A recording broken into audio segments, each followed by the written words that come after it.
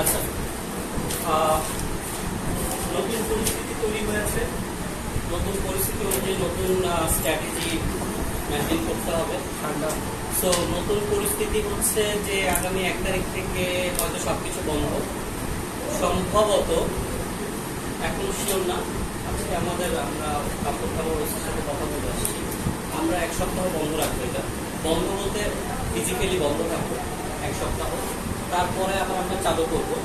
এখন এই চালু করার সময় আমরা যে জিনিসটা মেনটেন করার চেষ্টা করবো সেটা হচ্ছে, যেটা আমরা মোটামুটি এখন পর্যন্ত একটা অ্যাজাম্পশন নিয়েছি, আজকের ক্লাস আমরা হবে যথারীতি।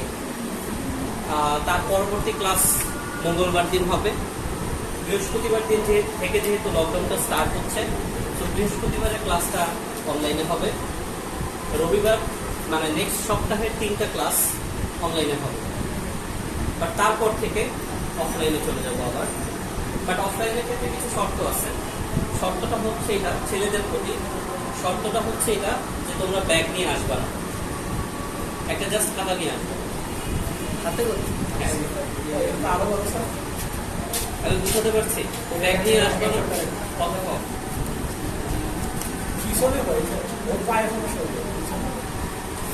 আবার বলি, অফলাইন যখন স্টার্ট হবে, আগামী মঙ্গলবারের জন্য এই নোটিশ না, কথা শুনি, আগামী মঙ্গলবারের জন্য এই নোটিশ না, আগামী অনলাইনের 1 সপ্তাহ পরে যখন ক্লাস শুরু হবে অফলাইনে, তখন আমাদের ক্লাস শুরু হবে। ক্লাসটা আমরা ব্যাগ নিয়ে আসবো না, জাস্ট একটা খাতা নিয়ে আসবো। কারণ যেহেতু আমরা ক্যালকুলাসটা করাবো, ক্যালকুলাসে মোটামুটি 2 সপ্তাহে কোনো বই লাগবে না, মোটামুটি। আর যেহেতু যদি লাগে সেক্ষেত্রে আমি প্রশ্ন তুলে দিব, তো সমস্যা হবে না। একটা লাইনে তো প্রশ্ন তুলতে গেলে তো সমস্যা হবে না। গেল কথা নম্বর 1। কথা নম্বর 2, আপনাদের যে ক্লাস, যেটা গুগল মিটে যেটা ক্লাস চলছে, মানে পুলিশ কলেজের ক্ষেত্রে বলছি, যাদের ক্লাস চলছে তারা ক্লাসগুলো অ্যাটেন্ড করবেন। কেন অ্যাটেন্ড করবেন? কারণ হচ্ছে এবার যারা 6 to 10 ছিল স্কুলের, আপনাদের তাদের অ্যাসাইনমেন্ট নেয়নি, স্যারেরা অ্যাসাইনমেন্ট নেয়নি, কারণ তারা ক্লাস করেনি। সো আপনাদের যাতে অ্যাসাইনমেন্ট নেয় সেই ব্যবস্থাটা করবেন, নাম্বার 1। নাম্বার 2, আপনাদের বোর্ড পরীক্ষা হবে কি হবে না, কি করবেন না করবেন, কোনো কিছুই আমরা জানি না। শুধু অ্যাসাম্পশন করে কোনো লাভ নাই। বাট আপনারা যে অ্যাসাইনমেন্টগুলো করতেছেন, অ্যাসাইনমেন্টগুলো একটু নিজে পরিশ্রম করে, শ্রম দিয়ে সাজিয়ে লিখবেন। কপি পেস্ট সবাই করবে, আপনারাও করবেন। বাট ক্যালকুলেশন সবারই সেম থাকবে, আপনারও সেম থাকবে। জাস্ট প্রেজেন্টেশনটা দেখেন, যদি ভিন্ন করতে পারেন করেন। কারণ আপনার এই অ্যাসাইনমেন্টগুলো আপনার মার্ক হিসেবে থাকবে। যদি আগামী বছর পরীক্ষা হয়ও, তাহলেও আপনার অ্যাসাইনমেন্টের উপর একটা মার্ক বোর্ডে যাবে। আর যদি পরীক্ষা না হয়, তাহলে এই পুরোটার উপরে বেস করে আপনার রেজাল্টটা হবে। তো বুঝতেই পারছেন যে অ্যাসাইনমেন্টটাকে কোনোভাবেই আপনারা কি বলবো, যে ইগনোর করার কোনো সুযোগ নেই। কপি পেস্ট করবেন, ভালো কথা, বাট জিনিসটাকে একটু টেকনিক্যালি মেনটেন করবেন। আমাদের এখানে আপনাদের কলেজ টাইমের শেষ হচ্ছে 4:40-এ। লাস্ট ক্লাসটা আজকে ছিল ম্যাথ, আইসিটি ছিল। আচ্ছা, যাই হোক, তাহলে আমাকে একটু বলেন যে আপনাদের আজকের ক্লাস করার এক্সপিরিয়েন্স কেমন? মানে এক্সপিরিয়েন্স বলতে বোঝাতে চাচ্ছি যে আপনাদের ক্লাসের প্রেজেন্টটা যদি ধরেন দিয়ে আসলেন, কথার কথা, যদি এভাবে বলাটা ঠিক না, কারণ আমরা ক্লাস টাইম পিছাবো, ভালো কথা, পিছালাম, বাট এতটাও পিছাতে পারবো না যাতে আমরা আসলে ক্লাস করাতেই পারবো না, এরকম ভাবে পিছানো সম্ভব না। ঠিক আছে? কারণ আর আমার যে টাইমের স্লটটা 4টা থেকে অলমোস্ট 6টা পর্যন্ত যে টাইমের স্লটটা, এটা আমি আপনাদের সবসময় আপনাদেরকে বলেছি, এই টাইমটা সবসময় ব্লক থাকবে। অনলাইনে পরে, অফলাইনে পরে আপনাদের এই টাইমটা ব্লক রাখবেন। এখন যেহেতু কলেজের পরীক্ষা, কলেজের ক্লাস, তাহলে কলেজের ক্লাসকে কোনোভাবে ইগনোর করার সুযোগ নেই। কলেজের ক্লাসকে কোনোভাবে ইগনোর করার সুযোগটা নেই, রাইট? আচ্ছা, এখন যেহেতু কলেজের ক্লাসটা ইগনোর করার সুযোগ নেই, কলেজের ক্লাসটা করবেন। বাট আমি জাস্ট যে জিনিসটা জানতে চাচ্ছি, লাস্ট ক্লাসের জন্য আপনারা কি করবেন? লাস্ট ক্লাসের জন্য আপনারা কি করবেন? মানে লাস্ট ক্লাসটা কি আপনাদের প্রেজেন্ট দিয়ে আসা সম্ভব, নাকি আমাদের এটাকে একদম 4-5টাই করতে হবে? কয়েকটা টিচার একদম ক্লাসের লাস্টে প্রেজেন্ট নেয়, আবার কয়েকজন প্রেজেন্ট নেই। আজকের এক্সপেরিয়েন্স একটু নেই, আজকে নেই না আমাদের সাথে একটু প্রেজেন্ট নেই। আচ্ছা আচ্ছা, সো যেটা বলছিলাম, উপস্থিত থাকতে হবে আপ টু ডেট থাকার জন্য।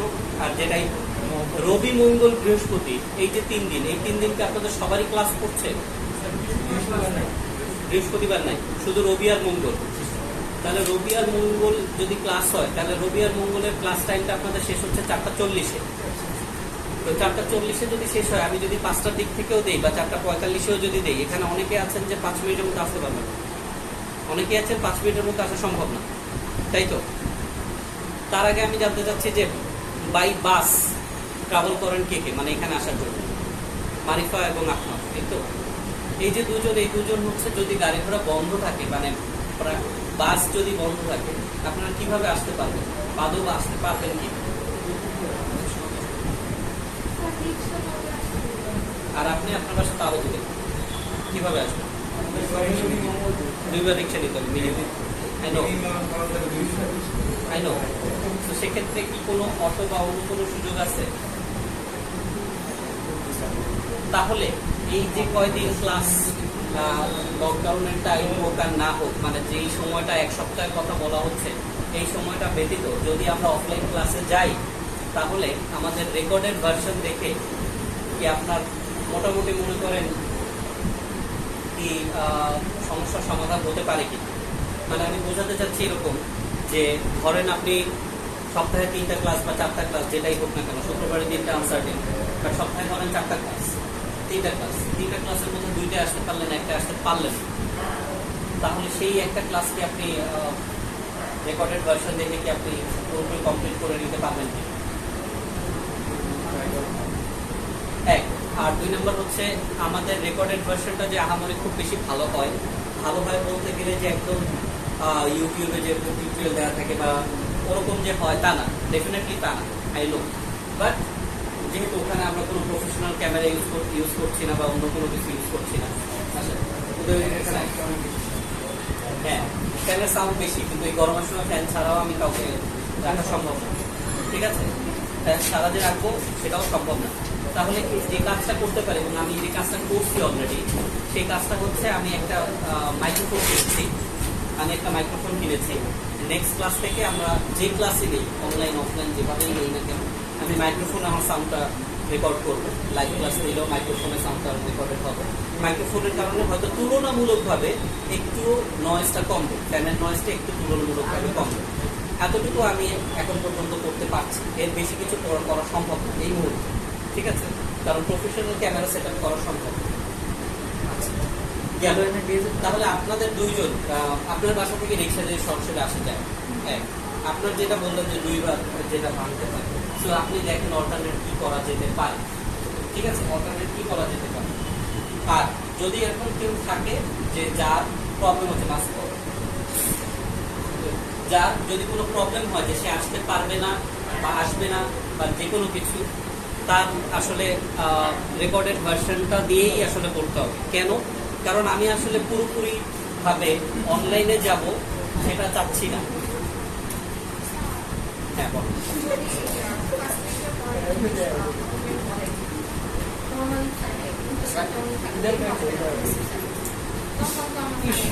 ডেফিনেটলি। তাহলে তোমাকে একটু রেকর্ডেড ভার্সন, আচ্ছা যাই হোক, এই প্রশ্নটার জন্য আমি একটু সবাইকে বলি, যারা রেকর্ডেড ভার্সন দেখবেন, মনে করেন এই কয়দিন রেকর্ড করছে, এটা মাসুমের জন্য এটা এক্সেপশনাল কেস, বাট যেহেতু এটা এখন কেসটা সবার জন্য এক, যে যারা রেকর্ডেড ভার্সন দেখবে, তাদের যদি মনে হয় আমি বুঝি নাই বা কোথাও প্রবলেম হচ্ছে বা এই জায়গাটা আরো ক্লিয়ারিফাই করার দরকার হতে পারে, তো তাদের সবার জন্য আমি ওপেন।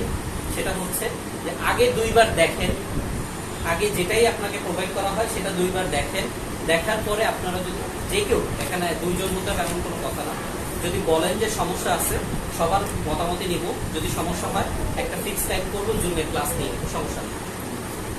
বাট আসলে দেখা যায় যে একই ক্লাস অফলাইনেও নিচ্ছি, অনলাইনেও নিচ্ছি, পরিশ্রমটা ডাবল হয়ে যায়, রাইট? একই জিনিসে পরিশ্রমটা ডাবল হয়ে যায়।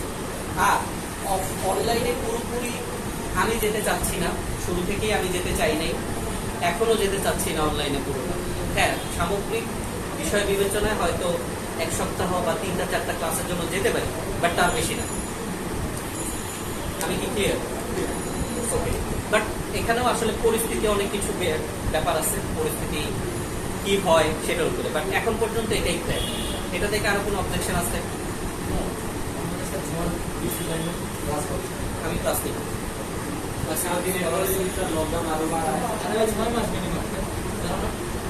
ওকে, ফাইন।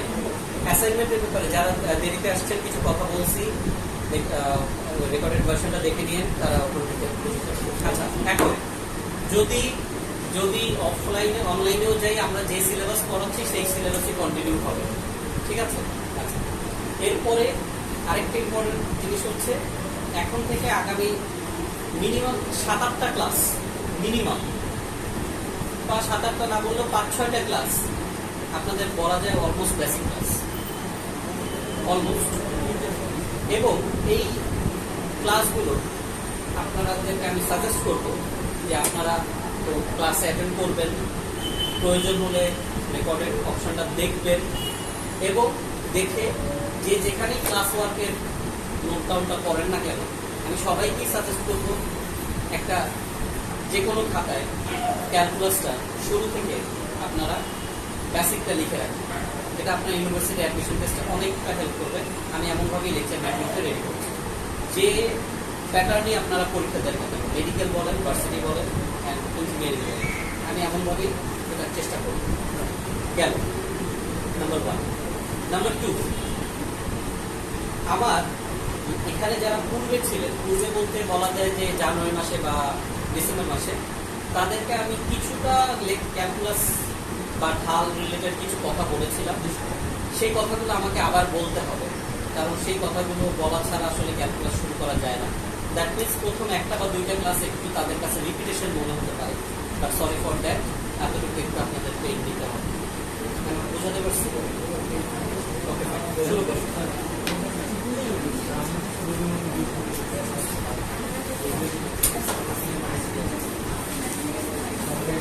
দেখেন, আমার একার পক্ষে আর সবসময় সব দিক থেকে সাথ দেওয়া সম্ভব। আমি আমার জায়গা থেকে যতটুকু করার আমি চেষ্টা করছি। এখন আপনি যে সাবজেক্ট যেই সার্ভিসে পড়েন, তারও তো কিছু ব্যাপার আছে, তার সাথে কথা বলেন, দেখেন, ধরেন সেই টাইমে টাইম দিল, এখন আপনি কোনটা করবেন it's totally up to you. আমি আপনাকে বাধ্য করতে পারবো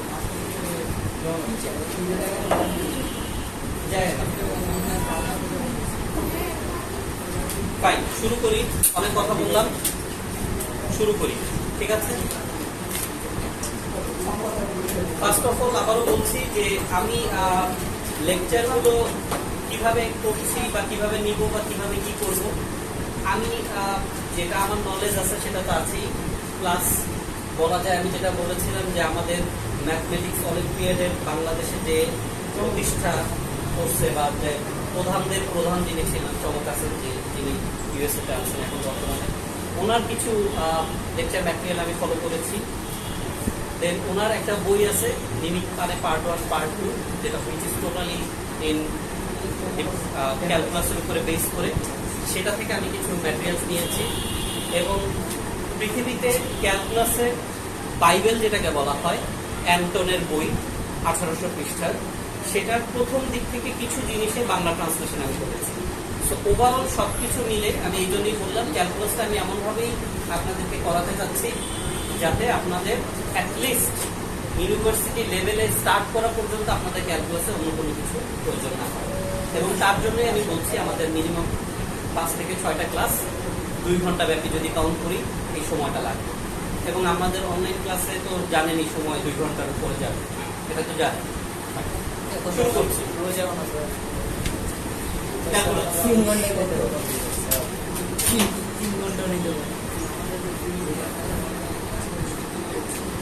আর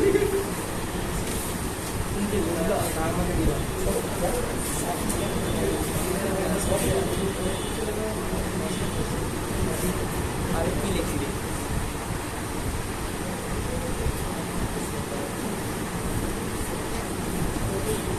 এগুলো কি টপিক লিখে না, বোর্ডে যা লিখবো সব লিখবো।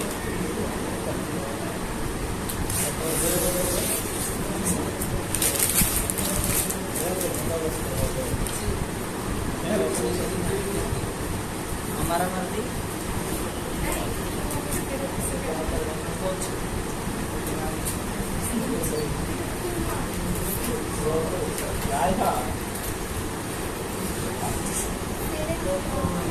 সো ক্যালকুলাস এটাকে আমি 4টা পার্টে পার্ট করেছি। ফার্স্ট অফ অল হচ্ছে ক্যালকুলাসের ইতিহাস, যেটা আজকেই শেষ হয়ে যাবে। সেকেন্ড অফ অল হচ্ছে প্রি ক্যালকুলাস,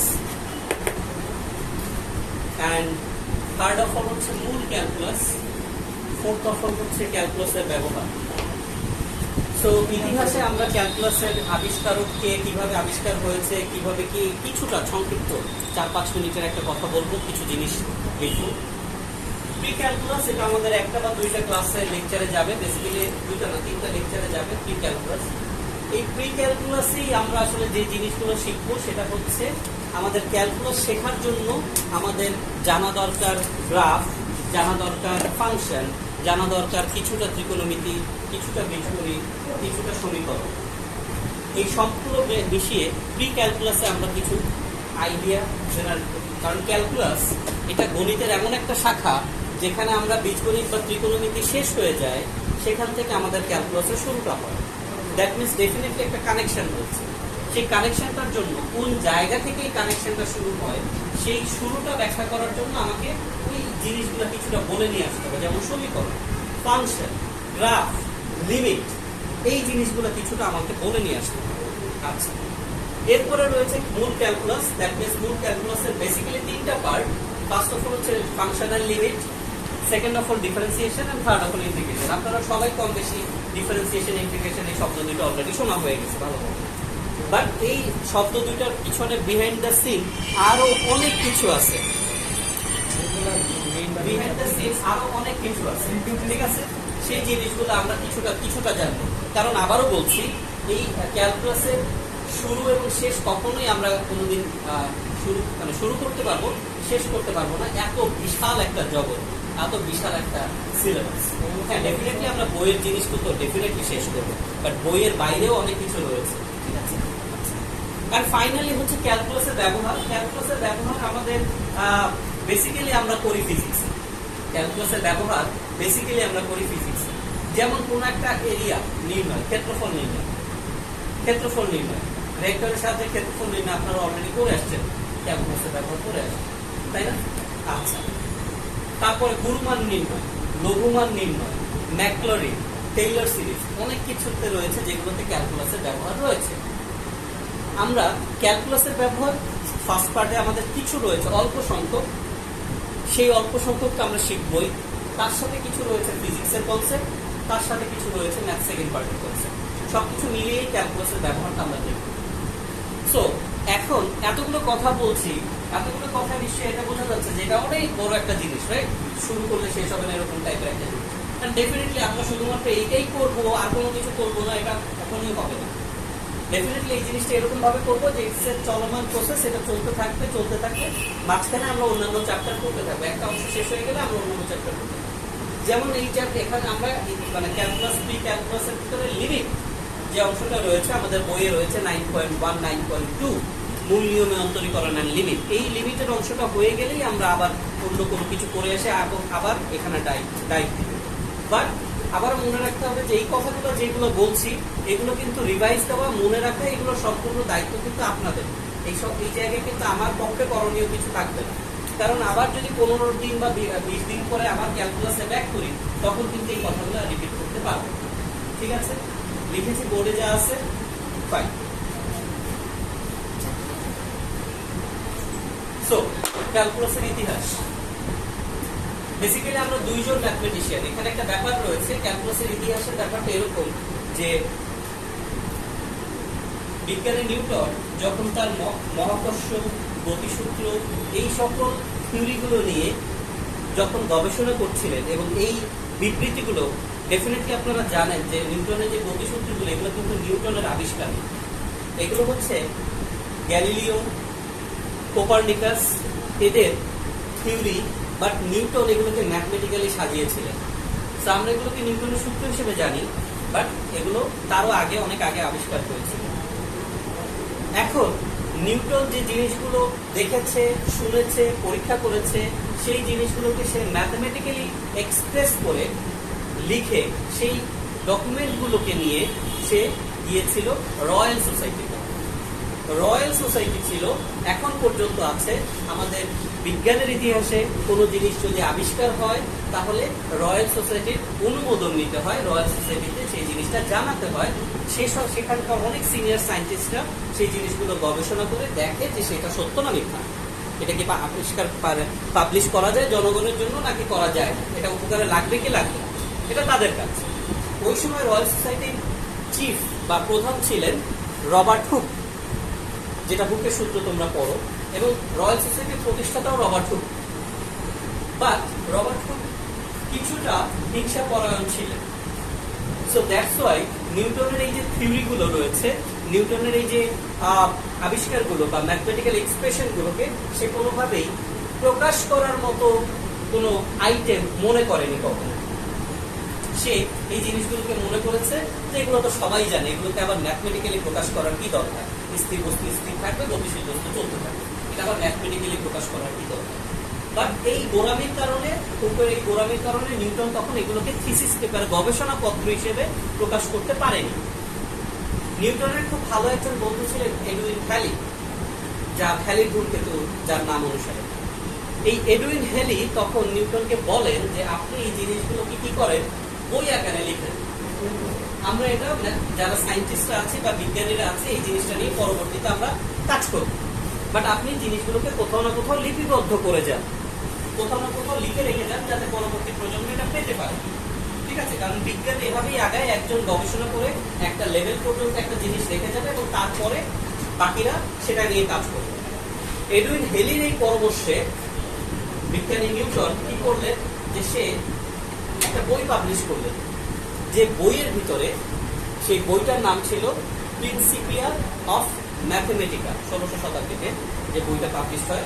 এবং এই বইটাই বলা যায় তোমরা যে ক্লাসিক্যাল মেকানিক্স পড়ো, দ্যাট মিনস বলবিদ্যা, নিউটনীয় মেকানিক্স যেটা পড়ো, ফিজিক্সের 4th চ্যাপ্টার, এইটার মূল ভিত্তি। এবং এই বইতেই সর্বপ্রথম নিউটন আবিষ্কার করেন গণিতের নতুন একটি শাখা, যে শাখার নাম হচ্ছে ক্যালকুলাস।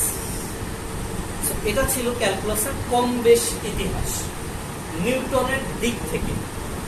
কেন নিউটনের দিক থেকে বলছি, ক্যালকুলাসের আবিষ্কার বেসিক্যালি দুজন মানুষ সম্পূর্ণ আলাদা আলাদাভাবে ক্যালকুলাস আবিষ্কার করেছে। কিন্তু নিউটনেরটা আমরা যেরকম ভাবে জানি বা আমরা যেরকম ভাবে ফলো করে প্রচার করি, বাকি অপরজনেরটা আমরা জানি না, প্রচার করি না, এটা নিয়েও একটা কন্ট্রাডিকশন রয়েছে। সে অপর ম্যাথমেটিশিয়ানের নাম হচ্ছে লিবনিজ। নিউটন এবং লিবনিজ এই দুইজন ম্যাথমেটিশিয়ান সম্পূর্ণ স্বতন্ত্র উপায়ে আলাদাভাবে ক্যালকুলাস নামক গণিতের শাখাটা আবিষ্কার করে। তবে নিউটনের প্রায় 8 বছর পরে আবিষ্কার করেন লিবনিজ, যা তাদের নোট বই থেকে প্রমাণ পাওয়া যায়। কিন্তু আবিষ্কার করলেই তো হবে না, এটাকে কি করতে হবে, জনসমক্ষে আনতে হবে। আমি আজকে একটা থিওরি আবিষ্কার করছি, সেই থিওরিটা আমার নামে করতে হবে, যে এটা আমার থিওরি, রাইট? সো এইটা তারা বই আকারে প্রকাশ করে বা গবেষণালব্ধ পত্র হিসেবে প্রকাশ করে। নিউটনের থেকে লিবনিজ 9 বছর আগে পাবলিশ করে। নিউটনের থেকে লিবনিজ 8 বছর পরে আবিষ্কার করলেও ও আবিষ্কার করার পরের বছর কি করে ফেলে, প্রকাশ করে ফেলে। আর নিউটন তার আবিষ্কার করার 9 বছর পরে প্রকাশ করে। তার মানে প্রকাশের দিক থেকে, জনগণের সামনে আসার দিক থেকে লিবনিজ এগিয়ে থাকার কথা। আমি যদি আজকে একটা যন্ত্র বানাই, সেই যন্ত্র যদি 8 বছর ধরে বা 9 বছর ধরে আমার মানুষ ইউজ করে, এখন 9 বছর পরে যদি কেউ এসে বলে না এটা আমি আবিষ্কার করছি, কেমন লাগে? বুঝতে পারছি? সো ফ্যাক্টটা ছিল এরকম যে লিবনিজ এবং নিউটন সম্পূর্ণ ভিন্ন উপায়ে আবিষ্কার করলেও নিউটনের প্রভাবের কারণে বা নিউটন যখন এই আবিষ্কারটা করে বা যখন এই প্রকাশটা করে ততদিনে নিউটন হয়ে গেছে রয়্যাল সোসাইটির প্রধান, যার কারণে নিউটনের এই আবিষ্কারটাই আমরা এখন পর্যন্ত জানি বা আমরা মানি। বাট লিবনিজের নামটা আমরা জাস্ট স্মরণ করি, কিন্তু সে কোন উপায়ে এই আবিষ্কারটা করেছে, কি সেই প্রসেস ছিল, সেগুলো হয়তো খুব কোর সায়েন্টিস্ট ছাড়া আমরা আম জনতা এগুলো জানি না। বুঝাতে পেরেছি? ফাইন, লিখি।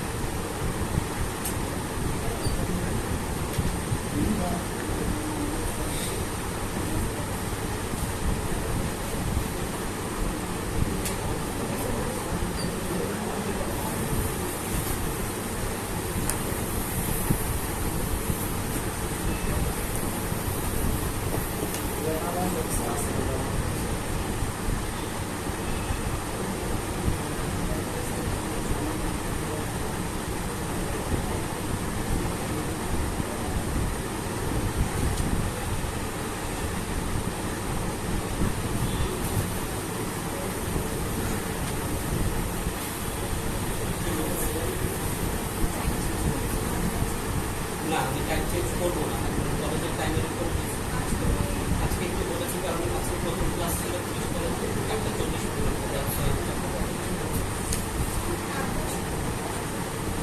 ফাইন। সেগুলো খুব দ্রুত লিখে ফেলবো, কারণ অনেক কথা বলতে হবে। ফাইন, আমরা নিউটন বা লিবনিজের কথা বললাম, জানলাম, শিখলাম। তবে নিউটন এবং লিবনিজ ম্যাথমেটিক্সের একটা মজার বিষয় হচ্ছে এটা তার ট্রেস রেখে যায়। কথাটা মানে হচ্ছে যেমন অপরাধী যদি কোনো অপরাধ করে সে কোনো না কোনো তার জিনিস রেখে যায়। ঠিক তেমনি ভাবে ম্যাথমেটিক্সের একটা ব্যাপার হচ্ছে, মজার ব্যাপার হচ্ছে যে নিউটন আবিষ্কার করেছে ঠিক আছে, লিবনিজ আবিষ্কার করেছে ঠিক আছে, দুইটা ভিন্ন উপায়ে আবিষ্কার করলো, তাদের উপায়টা কিছুটা ভিন্ন ছিল, রাইট? এবং সেটা তাদের কি অ্যাপ্লিকেশনের মধ্যে সেই ডিফারেন্সটা পাওয়া যায় না। হয়তো আউটকামটা সেম, ফলাফলটা সেম, বাট অ্যাপ্লিকেশন, ব্যবহারের মধ্যে কি ভিন্নতা রয়েছে। সো এখন দেখা যায় যে নিউটন এবং লিবনিজ যেই আবিষ্কারের উপরে বেস করে এই কথাগুলো বলেছে বা ম্যাথমেটিক্স এই ক্যালকুলাসটাকে নিয়ে কথা কাজ করেছে, নিউটন এবং লিবনিজের প্রায় 150 বছর আগে ভারতের কেরালাতে একটা স্কুল ছিল, নাম ছিল কেরালা গণিত স্কুল। 1530 সালের কথা। তো 1530 সালে সেই কেরালা গণিত স্কুল একটা বই পাবলিশ করে, যে বইটার নাম ছিল যুক্তি ভাষা। মানে আমি বাংলায় বলছি, ডেফিনেটলি কেরালাতে অন্য নাম ছিল, তাই না? রাইট, তামিল ভাষা অন্য নাম ছিল। বাট সেই যুক্তি ভাষা বইটার মধ্যে বলা যায় সরাসরি না হলেও ইনডিরেক্টলি ক্যালকুলাস এর অনেক জটিল বিষয় ওখানে ব্যাখ্যা করা ছিল। এবং এই বইটা যখন পাবলিশ হয় বা বইটা যে লেখকগুলো, অনেকগুলো ম্যাথমেটিশিয়ানের লেখাগুলোর কালেকশন ছিল, কোনো একক ম্যাথমেটিশিয়ানের লেখা ছিল না। তার মধ্যে একজন ম্যাথমেটিশিয়ান ছিলেন, নাম ছিলেন মাথো। তিনি তার যে আবিষ্কার, সেই আবিষ্কার আমাদের বর্তমানের যেই একটু আগে যেটা বললাম যে ক্যালকুলাসের ব্যবহারে আমরা টেইলর সিরিজ, ম্যাকলরিন সিরিজ শিখবো, সেই টেইলর সিরিজের যে সিরিজের প্যাটার্ন, তার গবেষণাটা আমাদের বর্তমান টেইলর সিরিজের প্যাটার্নের সাথে খুব মিল খুঁজে পাওয়া যায়। ধারণা করা হয় সামহাউ এটা কোনো ট্রেস নাই, বাট সামহাউ নিউটন বা লিবনিজ কোনো না কোনো ভাবে সেই বইয়ের থেকে অনুপ্রাণিত ছিলেন। আমি বলছি না যে নিউটন এবং লিবনিজের আরো 150 বছর আগে আবিষ্কার হয়েছে, নো, সেখান থেকে অনুপ্রেরণা পেয়েছেন হয়তো, কারণ সেখানে সবকিছু কাছাকাছি কিছু কনসেপ্ট নিয়ে কথা বলেছে। কারণ বিজ্ঞান, ম্যাথমেটিক্স বলেন, যাই বলেন, এভাবেই আগাবে। একজন একটা গবেষণা করে যে যাবে, তারপর থেকে আরেকজন সেটাকে সামনে আগাবে। বাট আমরা কিন্তু এখনো তাদেরকে ভুলে যাই না। আমরা জাস্ট বলতেছি যে ক্যালকুলাসের স্টার্টটা কিভাবে হবে, সেই জিনিসটা বোঝাতে চাচ্ছি। ফাইন, এটা একটু নোট ডাউন করেন।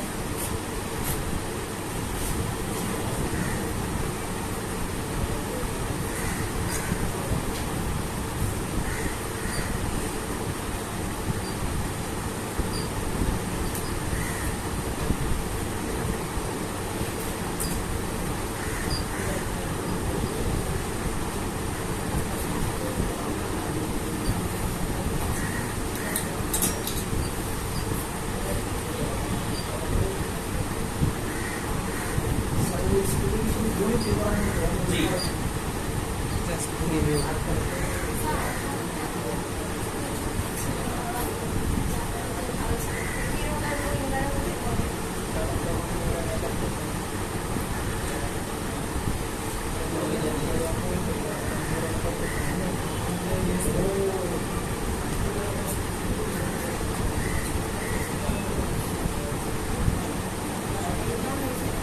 লিখেন।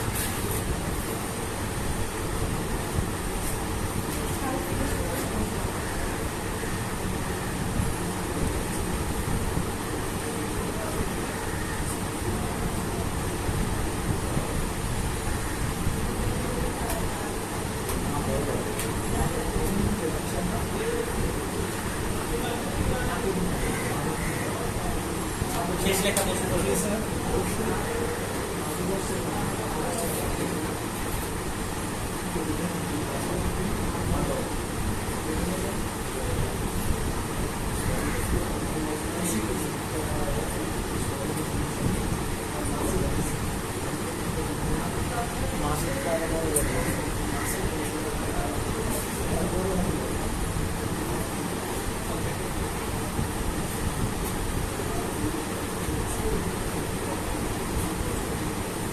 আচ্ছা, তো এই কথাটুকু বলে নেওয়ার কারণ কি, আমাদের ইতিহাসের পার্ট শেষ।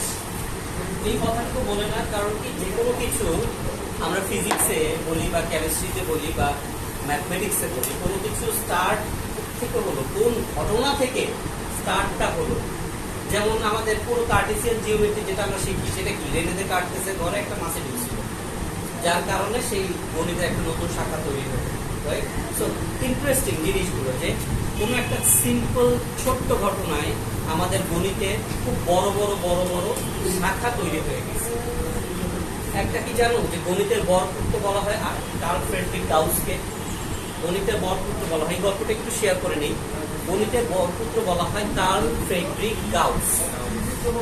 বরপুত্র, বরপুত্র মানে হচ্ছে সে গড কর্তৃক গিফটেড, গড গিফটেড। কারণ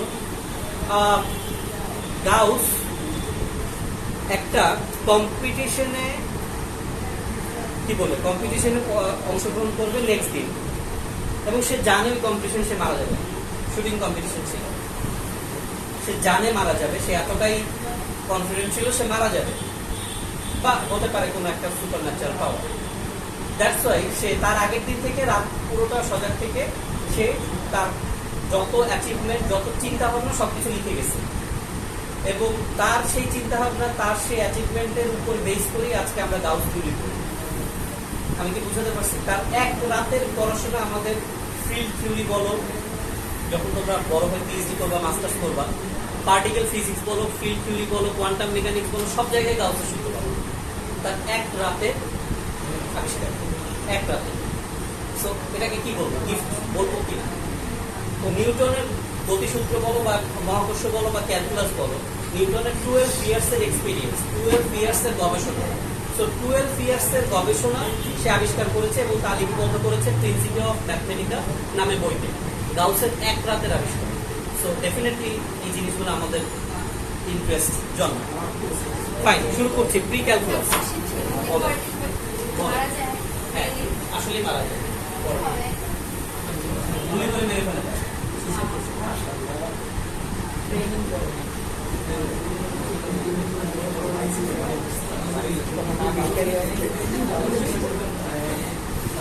কি জানো,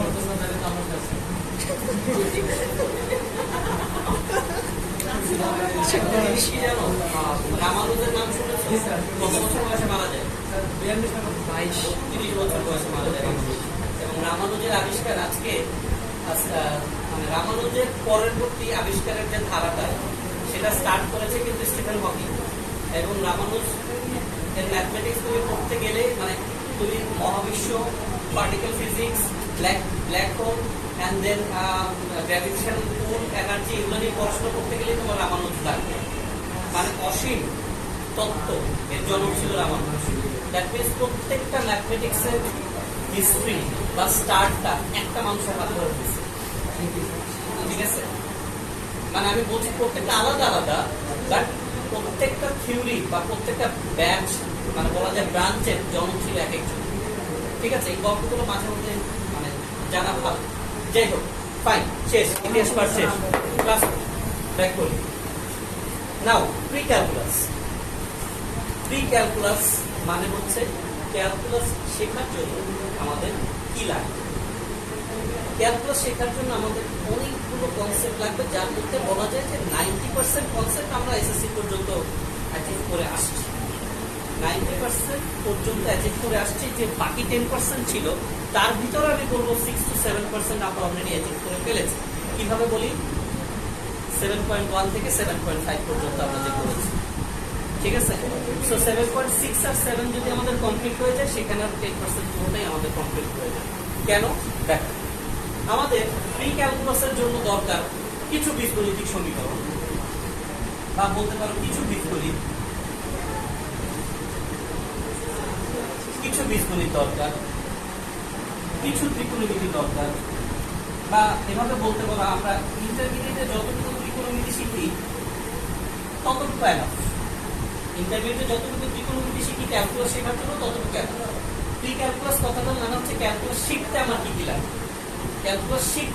লাগবে, ক্যালকুলাসের জন্য আমাকে কিভাবে প্রিপারেশন নিতে হবে, সেইটা হচ্ছে প্রি ক্যালকুলাস।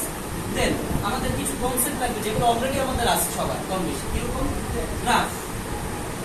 আমরা গ্রাফের কিছু জিনিস তো বুঝি, একদম যে বুঝি না তা না। দেন ফাংশন, একটা সমীকরণে কোনটা স্বাধীন চলক, কোনটা পরাধীন চলক, কোনটাকে মুভ করলে কোনটা মুভ করে, এই জিনিসগুলো তো বুঝি। Graph and function they are connected. প্রত্যেকটা ফাংশনের কি থাকবে? গ্রাফ থাকবে। প্রত্যেকটা ফাংশনের কি থাকবে? ডেফিনেটলি গ্রাফ থাকবে, যত কমপ্লেক্স ফাংশনই থাকবে না কেন, এরা কানেক্টেড, রাইট? এরপর আমাদের কিছু জিনিস লাগবে, সেটা হচ্ছে ঢাল, যেটা আমরা অলরেডি একটা ক্লাসে পড়েছি, অনেক ভাবে পড়েছি, বাট তারপরে সেটা আমরা পড়বো। ঢাল লাগবে, রাইট? ঢালের পরে আমাদের যে জিনিসটা লাগবে সেটা হচ্ছে লিমিট। এটাও প্রি ক্যালকুলাসেরই পার্ট, আবার এটা আবার আমাদের ক্যালকুলাসেরও পার্ট হবে। লিমিটের শুরুটা মানে বলা যায় যে লিমিটের স্টার্ট কিভাবে হলো, এই জিনিসটা আমরা আসলে প্রি ক্যালকুলাসে করবো, এবং লিমিটের ফিনিশিংটা বা লিমিটের ব্যবহারটা আমরা করবো ক্যালকুলাসের মধ্যে।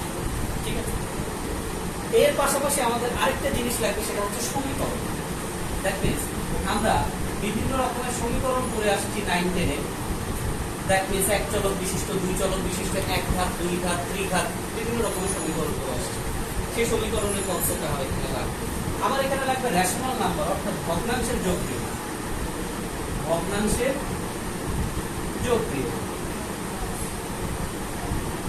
তো দেখো, আমি যে টপিকগুলো লিখতেছি, এই টপিকগুলোর মধ্যে এই যে লিমিট বাদে আর সবই কম বেশি তোমরা কিন্তু আইডিয়া আছে, রাইট? লিমিট বা সীমাবদ্ধ সবার কম বেশি আইডিয়া আছে। এইগুলোই কম বেশি আমাদের লাগবে প্রি ক্যালকুলাস বা ক্যালকুলাসের স্টার্ট করার জন্য। তো আজকে আমরা কি দিয়ে স্টার্ট করবো? না, ঢালটা আমি একটা দুইটা ক্লাস পরে করি। আজকে আমি এমন একটা জিনিস দিয়ে শুরু করবো, যেটা আমি আলোচনা করছিলাম, আমি জানি না, আমি মনে হয় আলোচনা করেছিলাম, সেটা হচ্ছে আমাদের এই লিমিট লিমিটটা স্টার্ট করার জন্য আমাদের যে জিনিসটা লাগে যে আমরা যখন কোনো ভগ্নাংশ নিয়ে কাজ করি, মানে ক্যালকুলাসটা শুরুটা করি, ক্যালকুলাসের কি বলেছে একটু আগে, যেখানে বীজগণিত শেষ হয় সেখানে ক্যালকুলাস শুরু হবে। দ্যাট মিনস আমার শেষ কোথায় হয়, যেসব জায়গা আমরা ডিফাইন করতে পারিনি, আমরা কি লিখে আসছি, অসংজ্ঞায়িত, অনির্ণীয়, যে টার্মগুলো আমরা বলে আসছি, এরপরে আমরা কি শেষ করতে পেরেছিলাম, এর কি কোনো মিনিং দিতে পেরেছিলাম না। তার মানে 1/0 বা যে কোনো সংখ্যাকে শূন্য দ্বারা ভাগ করা, শূন্যকে কোনো কিছু দ্বারা ভাগ করার ফলে যে ফলাফলগুলো আসে, এই রকমের টার্মস যখনই আমরা আমাদের বীজগণিতে বলি, জ্যামিতিতে বলি, ত্রিকোণমিতিতে বলি, যখনই পেয়েছি তখনই হয় অসংজ্ঞায়িত, না হয় অনির্ণীয়, না এটা গ্রহণযোগ্য না, এরকম কিছু কিছু একটা জিনিস বলে আসছি, তাই না? যেমন রুটের মধ্যে মাইনাস থাকা, যেটা আমরা এতদিন পর্যন্ত বলে আসছি কি অসংজ্ঞায়িত, এটা হইতে পারে না, কিন্তু এখন কিছু এটা জটিল সংখ্যা এসে কি দেখছি, এটা অসংজ্ঞায়িত। তার মানে এখন আমরা যেই জিনিস দেখে আসছি 1/0 অসংজ্ঞায়িত, সেটাও এখন দেখব কেন অসংজ্ঞায়িত, কেন অসংজ্ঞায়িত, এমন কি সংজ্ঞা আছে যেটা মানতেছে না, বা এমন কি সংজ্ঞা আছে যাকে তাকে সংজ্ঞায়িত করা যাচ্ছে না।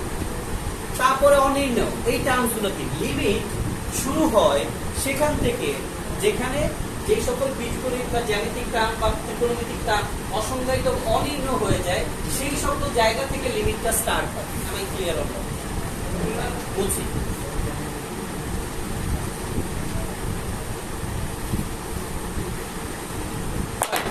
সো অসংজ্ঞায়িত কনসেপ্টটা কি? অসংজ্ঞায়িত কনসেপ্ট,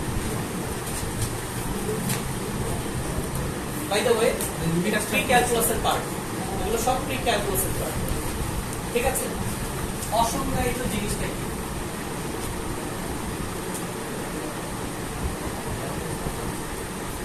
অসংজ্ঞায়িত অর্থাৎ যা কোনো সংজ্ঞা মানে না, রাইট? যা কোনো সংজ্ঞা মানে না বা মেনে চলে না।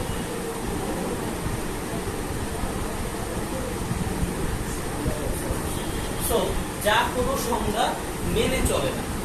সো প্রশ্ন হচ্ছে কোন সংজ্ঞা, কোন সংজ্ঞা, মানে সংজ্ঞাটাকে আগে তো জানতে হবে, সে এই নিয়ম মেনে চলে না, তাহলে নিয়মটা কি, রাইট? নিয়মটা কি, প্রসেসটা কি, তার মানে কোন সংজ্ঞা, এমন কি জিনিস যেটা সে মেনে চলছে না।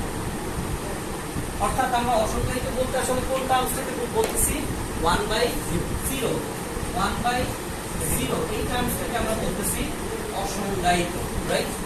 এটা ব্যাখ্যা আমরা দিচ্ছি, বা যে কোনো সংখ্যা ডিভাইডেড বাই 0, শুধু 1/0 না, যে কোনো সংখ্যা ডিভাইডেড বাই 0 কে আমরা বলছি অসংজ্ঞায়িত। এখন প্রশ্ন হচ্ছে কেন অসংজ্ঞায়িত। সো আমাদের প্রপারলি, আমি যদি এখন কাউকে কোশ্চেন করি যে যোগ কাকে বলে, বা বিয়োগ কাকে বলে, গুণ কাকে বলে, ভাগ কাকে বলে, এইগুলোকে আমরা বলি অ্যারিথমেটিক অপারেশনস বা পাটিগণিতীয় কাজ।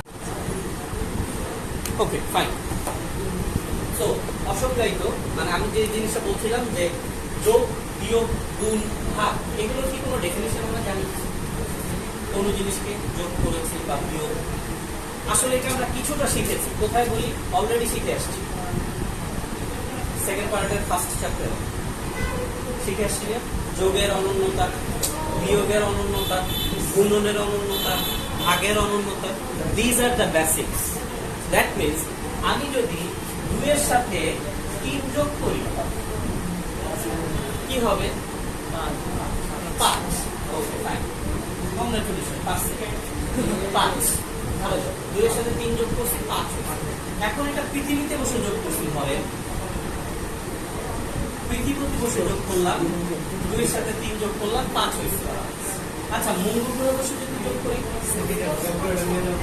রাইট, অফকোর্স 5 হবে। কংগ্রাচুলেশন, আবার 5।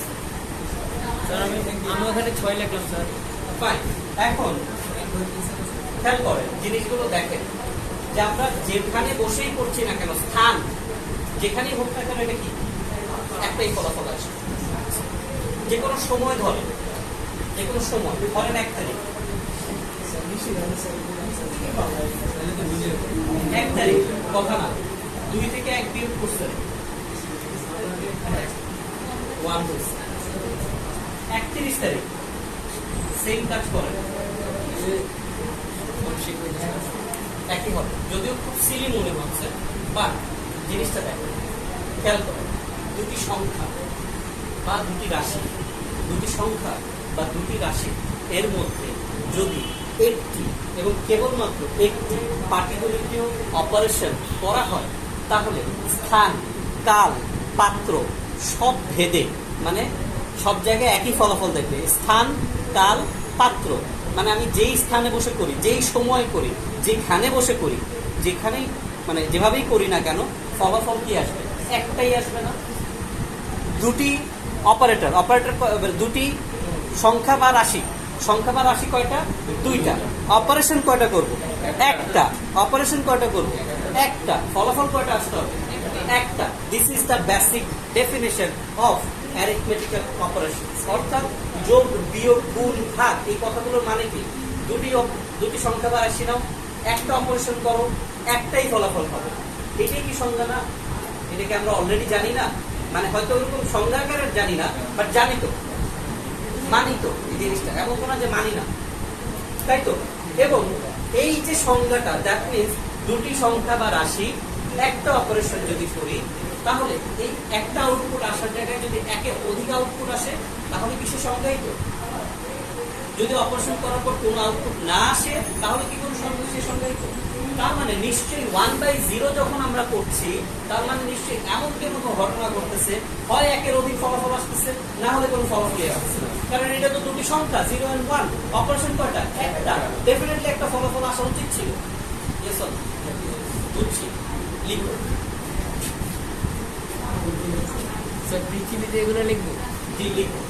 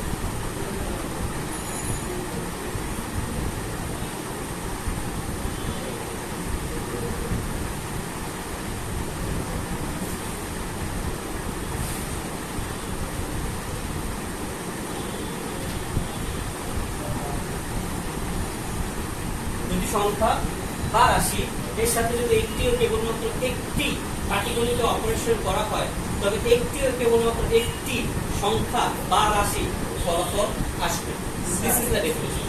একটি ও কেবল একটি, একটি এবং কেবল একটি মানে বোঝাতে চাচ্ছি যে এটা কোনোভাবে দুইটা হইতে পারবে না। দ্যাট মিন্স পাটিগণিত অপারেশন, তুমি সিম্পল জিনিস চিন্তা করো, 2 এর সাথে তুমি 3 যোগ করলা হইল 5, এখন 5 এর সাথে আবার 2 বিয়োগ করলা হইল 1, তার মানে কি এখানে অপারেশন কয়টা?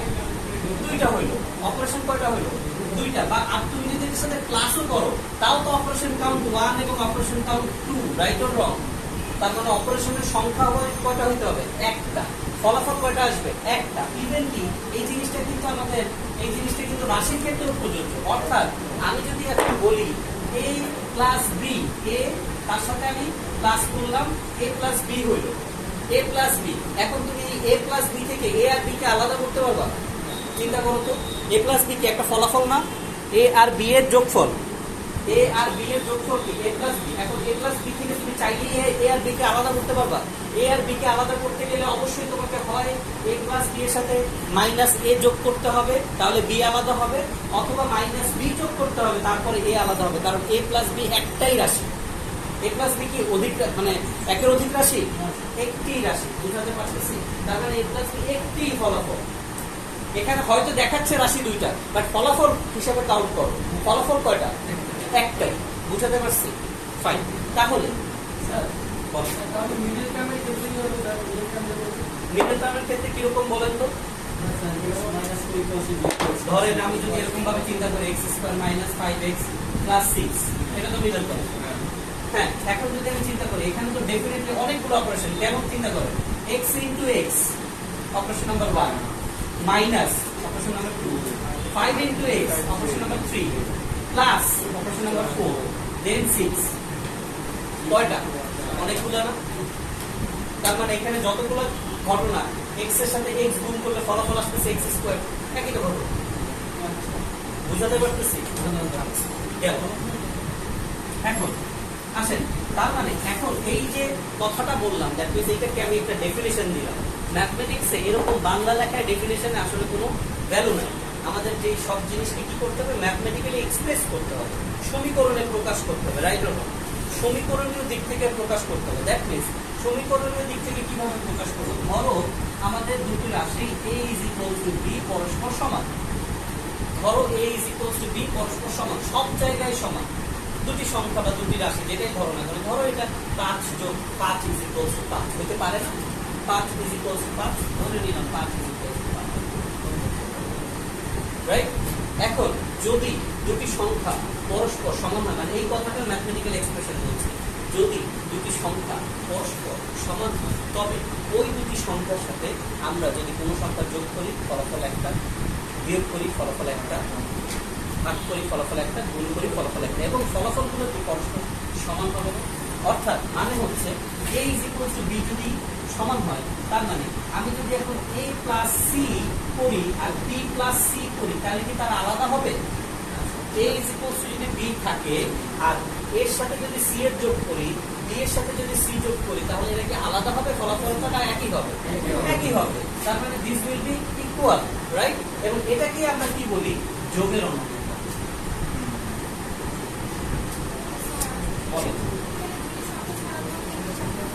অবশ্যই হতে পারে, অবশ্যই হতে পারে, 3টি 4টি 100টা হতে পারে, কিন্তু আমরা যে ডেফিনেশন দিচ্ছি, ডেফিনেশনের মধ্যে কি লিখেছি? দুটি। প্রথমে কি বলেছি? দুটি। অপারেশন কয়টা? একটা। ফলাফল কয়টা আসবে?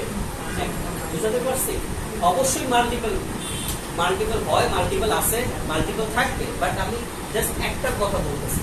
আচ্ছা, তাহলে আবার বলি, a is equals to b যদি হয়, a plus c b plus c equal হবে, রাইট? আবার বলি, a is equals to b যদি হয়, তাহলে এর সাথে যদি c বিয়োগ করি আর b এর সাথে যদি c বিয়োগ করি, এদের ফলাফল কি আলাদা আসবে? এক আসবে। এটাকেই আমরা বলি ম্যাথমেটিক্যালি বিয়োগের অনুমতা বা অন্তরের অনুমতা।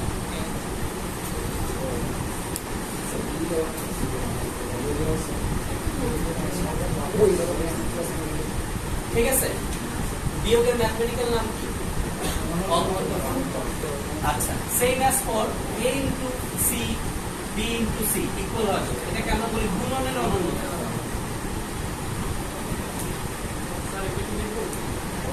আমি কি বলছি? বোর্ডে যা তা পূর্ব সব লিখতে হবে।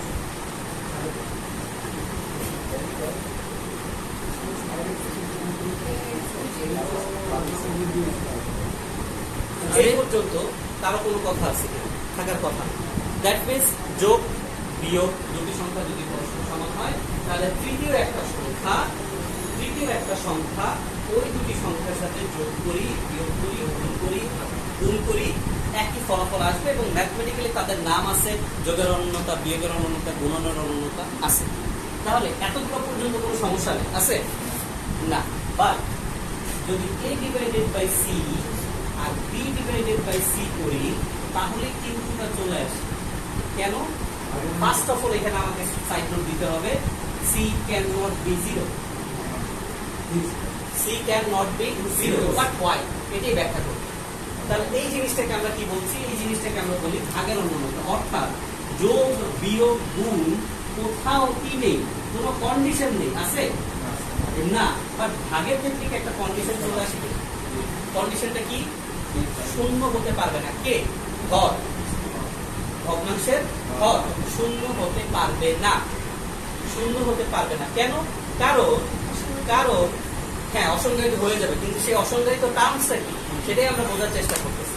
কারণ এই যে প্রথম তিনটা ঘটনা মানে যোগ বিয়োগ গুণ, এই প্রত্যেকটা ঘটনাতে যদি দুটি সংখ্যা রাশির মধ্যে একটা অপারেশন করে একটাই ফলাফল আসবে, আর এর ক্ষেত্রে যদি শূন্য হয়ে যায় তাহলে হয় একটার বেশি আসবে, না হলে একটাও আসবে। এখানে একটা ঘটনা চলে আসে। ঠিক আছে, এতটুকু পর্যন্ত সবাই লিখছি? ফাইন। এখন দেখো 1/0 একটা বাস্তব সংখ্যা লেখা এর মাধ্যমে একটা জিওমেট্রিক এক্সপ্লেনেশনও বলতে পারো বা বীজগণিতিক এক্সপ্লেনেশনও বলতে পারো। অর্থাৎ খেয়াল করো আমরা যদি কোনো একটা সংখ্যা সেই সংখ্যাটা আমি ধরে নিচ্ছি 1, এটা সংখ্যা রেখা, এটা প্লাস ইনফিনিটি, এটা মাইনাস ইনফিনিটি, এটা 0, প্লাস ইনফিনিটি মাইনাস ইনফিনিটি, এটা 0। যারা আইসিটির জন্য যেতে পারো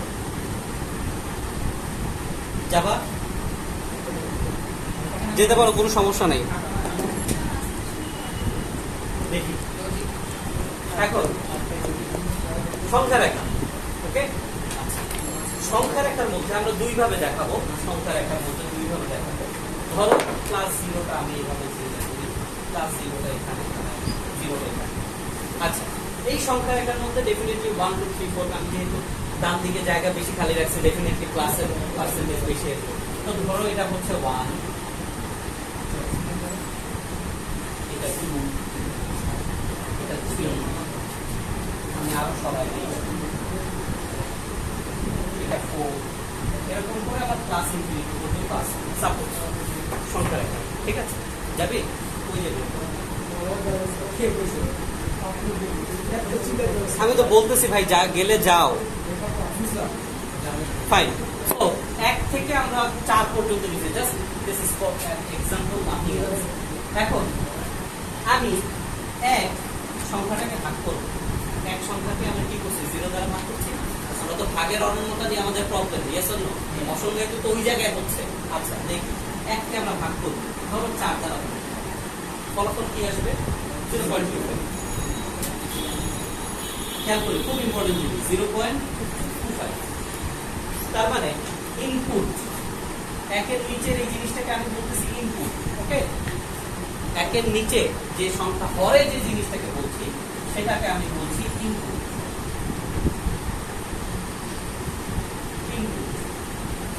আর এটার একটা রেজাল্ট আছে না, রেজাল্টটাকে আমি বলি আউটপুট।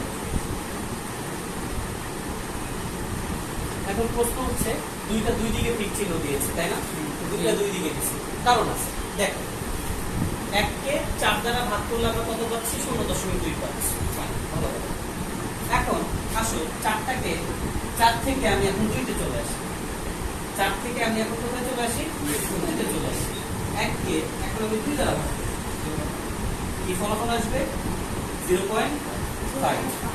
এখন খেয়াল করো, ইনপুট বাম দিকে সরলো না, আউটপুট ডান দিকে সরলো না। কেন? এইটা কত? এইটা হচ্ছে আমার 0.25, এইটা হচ্ছে আমার 0.5। Right or wrong?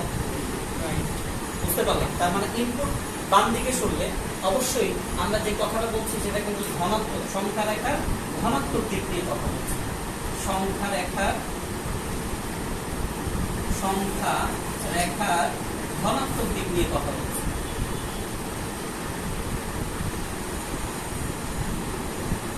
ওকে, সংখ্যা রেখার ধনাত্মক দিক নিয়ে কথা বলছি। ফাইন।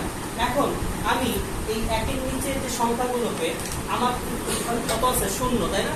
আমি গেলাম 4, গেলাম 2। এখন আসি, আমি এটাকে ভাগ করলাম 0.1 দ্বারা, ফলাফল কি আসবে? আরো কমালাম মানে কি? 2 থেকে 1 এর আরো আগে আসলাম, 0.1।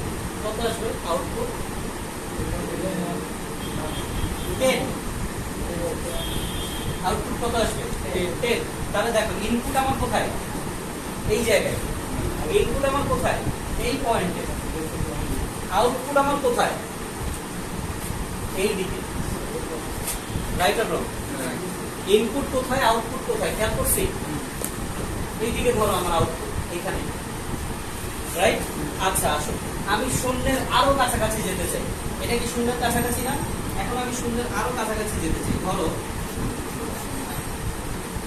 1 ডিভাইডেড বাই 0.1234561, তাহলে এটার আউটপুট কি হবে?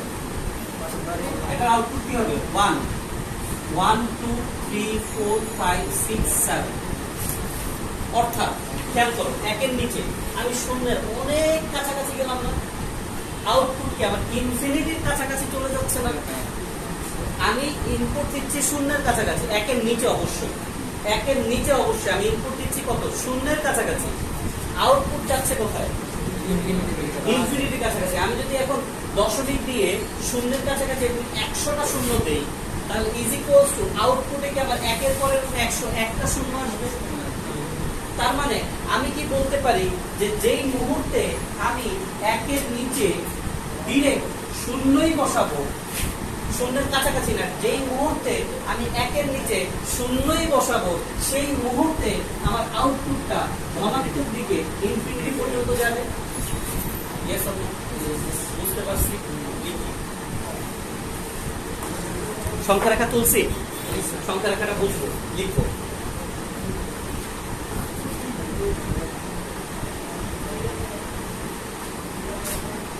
ইনপুট আউটপুট চিহ্নিত করো। কোথায় ইনপুট? কোন দিকে যাচ্ছে? বামে। ইনপুট কোথায় যাচ্ছে? বামে। আউটপুট কোথায় যাচ্ছে? ডানে। কোন হিসাবে করে? সংখ্যা রেখার ধনাত্মক দিক হিসাব করে। বোর্ডে যা লিখবো কোনো কিছু মিস করো না।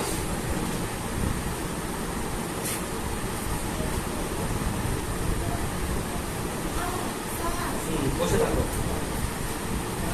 আরো সময় বসে থাকো।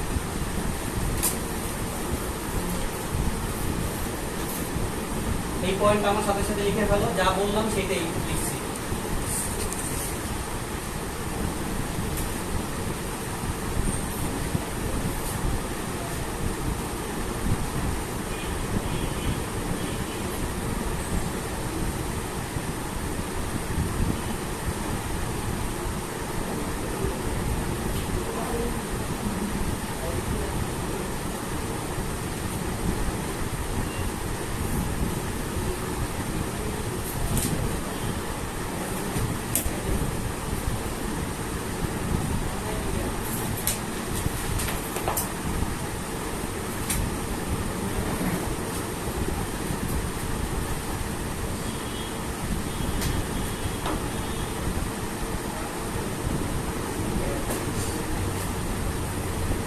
এককে বলতে গেলে কি মানে যে কোনো সংখ্যাকে, এখানে এক না দেই, যে কোনো সংখ্যা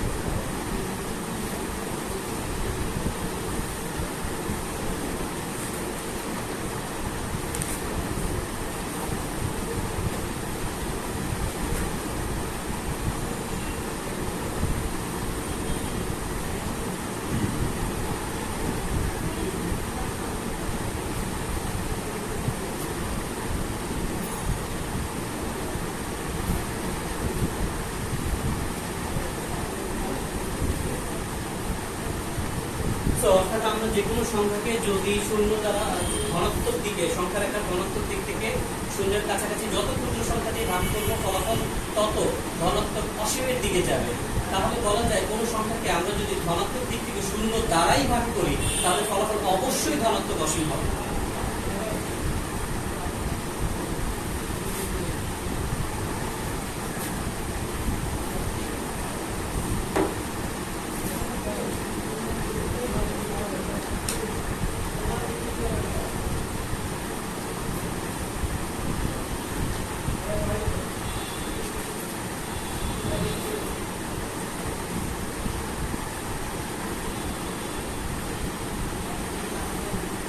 লিখেছি?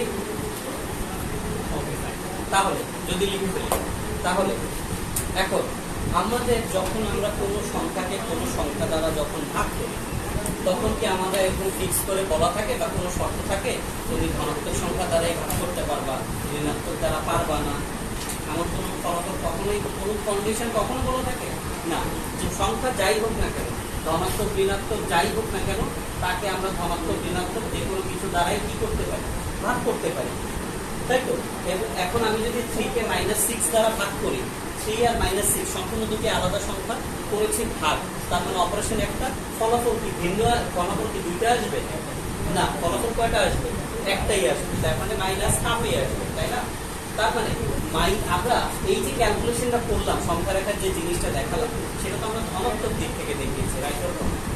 রাইট, এটা ধনাত্মক দিক থেকে দেখিয়েছি। কেন ঋণাত্মক দিক কি দোষ করছে যে ঋণাত্মক দিক থেকে দেখা যাবে? সো দ্যাটস তাই ঋণাত্মক দিক থেকে একই অপারেশন করলে আসলে ফলাফলটা কি আসে দেখি।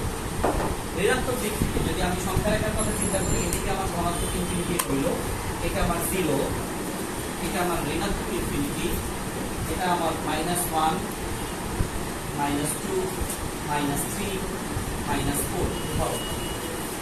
এখন আবার আমি ভাগ করব এককেই, কিন্তু এখন আমি ভাগটা করব ভাগের নিচে হরটা নিয়ে আসবো ঋণাত্মক দিক থেকে। এখন এককে যদি আমি ঋণাত্মক ভাবে -4 মানে ঋণাত্মক 4 অর্থাৎ -4 দ্বারা ভাগ করে আমার ফলাফলটা কি আসবে? -1। ফলাফলটা কি আসছে? -1 -0.25 সেম জিনিস 1 কে যদি আমি -2 দ্বারা ভাগ করি -0.5। তার মানে খেয়াল করো ইনপুট করি আউটপুট করি, দেখো ইনপুট আমি কই যাচ্ছি, ইনপুট আমি কোন দিকে যাচ্ছি? 4 থেকে গেলাম -2, তার মানে এখন আমি ডান দিকে যাচ্ছি। ইনপুট আগের বার আমি কোথায় গেছিলাম? বাম দিকে। ইনপুটে গেছিলাম বাম দিকে, আউটপুটে গেছিলাম ডান দিকে। এখন আমি ইনপুটে যাচ্ছি ডান দিকে, আউটপুট আমার কই যাচ্ছে? খেয়াল করো তো, আউটপুট আমার কই যাচ্ছে? বাম দিকে। কেমন কিভাবে?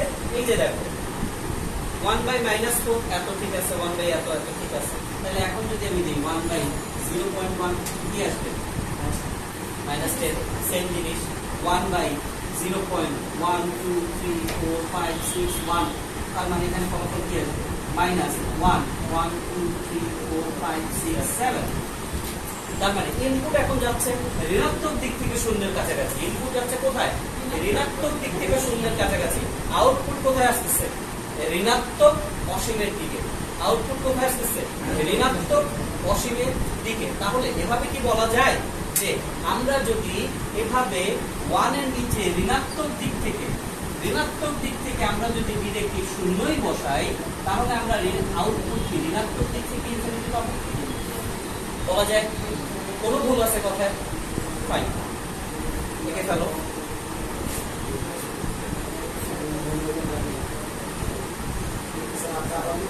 জি কেন?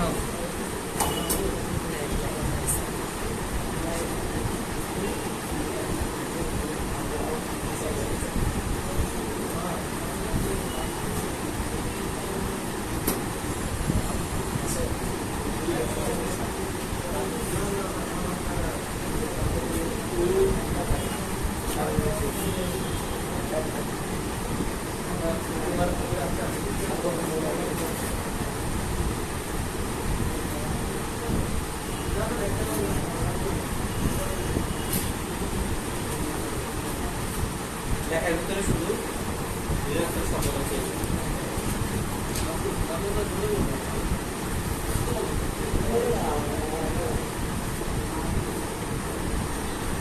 এখন তাহলে কি দাঁড়ালো যে সংখ্যার আকারে ধনাত্মক দিক থেকে হিসাব করি আর ঋণাত্মক দিক থেকে হিসাব করি। ধনাত্মক দিক থেকে হিসাব করলে 1/0 ইজ প্লাস ইনফিনিটি, আর ঋণাত্মক দিক থেকে হিসাব করলে আমরা 1/0 is equals to minus infinity. But আমি যেই মুহূর্তে লিখতেছি 1/0, আমি যেই মুহূর্তে লিখতেছি 1/0, সেই মুহূর্তে আমার কোনোভাবে বলা আছে যে সেটা ধনাত্মক দিকে না ঋণাত্মক দিকে। তার মানে আমি যেই মুহূর্তে বলছি যে 1/0, সেই মুহূর্তে আমার ফলাফল কয়টা আসতেছে? প্লাস মাইনাস ইনফিনিটি, যা ভাগের ডেফিনেশনকে ভায়োলেট করে, অনন্যতার ডেফিনেশনকে ভায়োলেট করে। দ্যাটস হোয়াই এটা বুঝতে পারছি। তবে শিখাইতে পারবা কেমন অসংজ্ঞায়িত? সো আবার বলি 1/0 is equal to plus minus infinity, যা ভাগের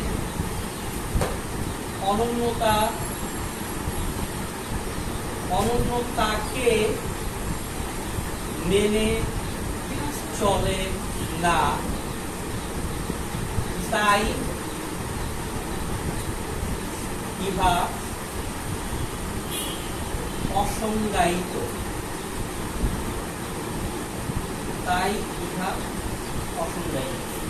এবং এখান থেকে ক্যালকুলাস স্টার্ট হবে। যেখানে অসংজ্ঞায়িত শুরু হলো সেখান থেকে ক্যালকুলাস স্টার্ট হবে। আবার বলি, লাস্ট ক্লাসে কারা আসেন নাই? চিফ ক্লাস একটা কে আর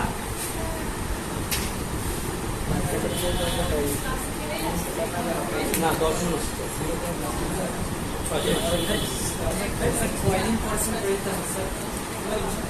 কালকে জমা লাস্ট কি বলেন স্যার? ফাইন, যা ভাগের অনন্যতাকে মেনে চলে না তাই ইহা অসংজ্ঞায়িত। তার মানে কেন 1/0 অসংজ্ঞায়িত? হ্যাঁ, কেন 1/0 অসংজ্ঞায়িত? কারণ 1/0 প্লাস মাইনাস মান আসে, প্লাস মাইনাস না, একের অধিক মান আসে। আমরা বলেছিলাম যে ভাগের অনন্যতা, যোগের অনন্যতা, বিয়োগের, গুণনের যাই করি না কেন ফলাফল কয়টা আসার কথা? একটা। তার মানে নিশ্চয়ই অসংজ্ঞায়িত। কেন? একের অধিক আসতেছে, না হলে আসতেছেই না। এখানে কি দেখতেছি? একের অধিক আসতেছে, একের অধিক আসতেছে। দ্যাটস হোয়াই আমরা কি দেখতেছি? এটাকে আমরা কি বলতেছি? অসংজ্ঞায়িত। বুঝতে পারছি? শিওর? বুঝে গেল?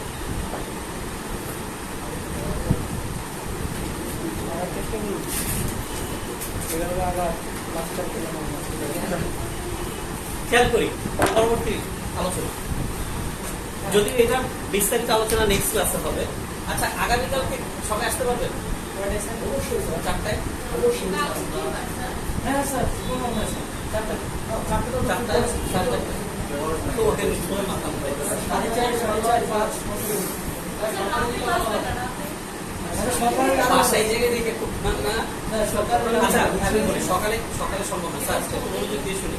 কালকে আসতে পারবেন থেকে যদি 4:30টায় 4:30টায় সাজিদ কেন? হ্যাঁ, কোথায়?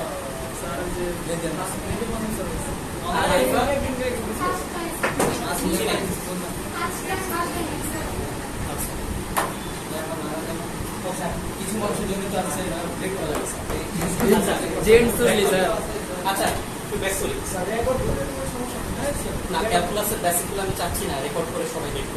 এই জন্যই আমি কিন্তু আজকে সবাইকে বলছি যে বারবার করে বলছি আসার জন্য। খেয়াল করি ক্যালকুলাসে এখন যে জিনিসটা দেখাতে যাচ্ছি যে 10 এটাকে যদি আমি 2 দ্বারা ভাগ করি, আমরা এখন যে জিনিসটা দেখাতে যাচ্ছি সেটা হচ্ছে অনির্ণয় কনসেপ্ট। বাট অনির্ণয় কনসেপ্টের বিস্তারিত আমরা নেক্সট দিন আলোচনা করবো। একটু মনোযোগ দিয়ে শুনি, একটু বুঝে নিই। 10 কে যদি আমি 2 দ্বারা ভাগ করি ফলাফল কি আসে? এটাকে এভাবে চিন্তা করা যায় কিনা যে 2 কে যদি আমি 5 দ্বারা গুণ করি কি আসবে? 10। এভাবে চিন্তা করতে সমস্যা আছে?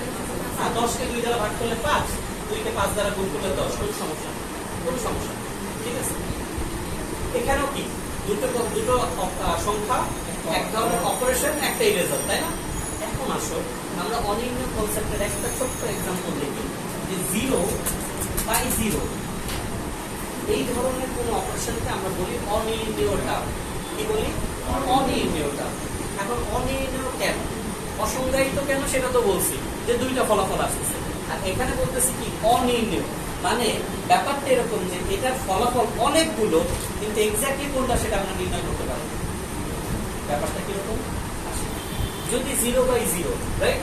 এখন ধরো কেউ একজন বললো যে স্যার আপনি একটু আগে বলছেন নিচে 0 থাকলে অসংজ্ঞায়িত, রাইট? উপরে কি আছে দেখার দরকার নেই, উপরে যে কোনো সংখ্যা থাকতে পারে, বাট নিচে 0 থাকলে কি হবে?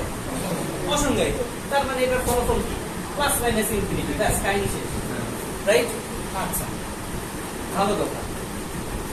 তো এখানেই তো সেটা অসংজ্ঞায়িত হয়ে গেল, তার মানে এটা নর্মাল ম্যাথমেটিক্সের মতো পড়বে। এখন আমাদের মধ্যে তো বাঙালিরা অনেক ভালো ম্যাথমেটিশিয়ান, তাই না? কেউ বলছে স্যার উপরেও তো একটা সংখ্যা, নিচেও তো একটা সংখ্যা, সংখ্যা তো একই সংখ্যা, কাটাকাটি দেই ফলাফল কি আসবে? কনসেপ্টটা ভালো না?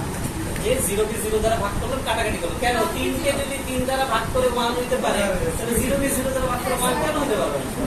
সেটাই তো কথা। এখন আসো, এই কনসেপ্টের একটু ভ্যারিয়েশন আছে, যে যখন আমি বলতেছি, খেয়াল করো, যখনই আমি বলতেছি 10 কে 2 দ্বারা ভাগ করলাম কত আসছে? 5। আবার এই ভাগ করাটা মানে কি? ভাগ করাটা মানে হচ্ছে, দেখো, ভাগফলকে ভাজক দ্বারা গুণ করলে আমরা কি পাই? ভাজ্য পাই, রাইট অর রং? আচ্ছা, তাহলে আপনি চিন্তা করো 0 ডিভাইডেড বাই 0, এরপর এর ফলাফল খেয়াল করো 1 হইতে পারে। কেন? 0 কে 1 দ্বারা গুণ করলে 0 হয়, সত্য। এর ফলাফল 2 হইতে পারে। 0 কে 2 দ্বারা গুণ করলে 0 হয়, 3 হইতে পারে, 4 হইতে পারে। এরকম কি আমার প্লাস মাইনাস ইনফিনিটি সব হইতে পারে না? তার মানে 0 ডিভাইডেড বাই 0 অসংজ্ঞায়িত না। 0 ডিভাইডেড বাই 0 ফলাফল অসংখ্য হইতে পারে, কিন্তু এক্স্যাক্টলি কোনটা হবে সেটা আমরা জানি না। দ্যাটস এই টার্মটাকে আমরা বলি অনির্ণীয়। ঠিক আছে? তাহলে অনির্ণয়ের কনসেপ্টটা আমরা আগামী ক্লাসে আরো ডিটেইলসে শিখব। অনির্ণয়ের কনসেপ্ট আরেকটু আলোচনা আছে, শেষ করব, আরো ডিটেইলসে শিখবো। জাস্ট আমি আজকে স্টার্টটা করে দিয়ে গেলাম। ঠিক আছে? আচ্ছা, এটা লেখা লাগবে না, এটা লেখা লাগবে না, আমাকে এত দেখা মানে অসংজ্ঞায়িতর সাথে অনির্ণয় টার্মসটা কানেক্টেড। দ্যাটস আমি আলোচনাটা একটু করে রাখলাম। এখন আমরা একটা জিনিস তো জানি যে ক্যালকুলাস বাদ দাও, গ্র্যাভিটি, মহাকর্ষ, স্টার্ট বা মানে জনককে নিউটন কিভাবে হয়েছে? আপেল পড়ছে, রাইট? আচ্ছা, তাহলে আপেল পড়ছে, তাই না? আচ্ছা, না পড়লে ভালো হইতো, নারকেল পড়লে ভালো হইতো। আচ্ছা, ভালো। সো মহাকর্ষ